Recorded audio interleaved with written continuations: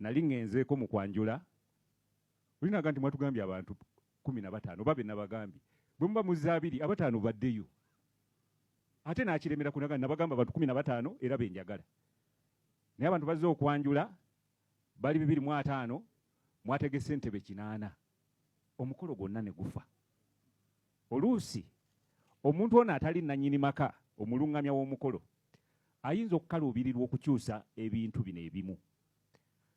Twetaaga nnyo meseji okugenda eri abantu bannannyini maka okukuuma ekitiibwa ky'amaka gaffe olwo bwe tujja okukuuma ekitiibwa kya Buganda. Nsaba twongere eddoboozi ku ffe bennyini bannyini maka.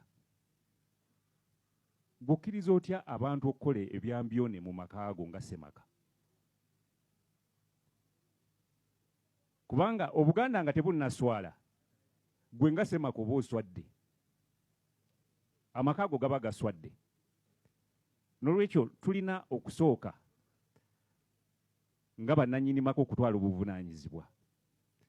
Obukulembeze butandikira waka. Twagala eddoboozi lituuke ku buli muntu mu Buganda nti tuteekeddwa okukola ebintu ebituweesa ekitiibwa. Tuteekeddwa okukola ebintu ebikuuma ekitiibwa kya Buganda.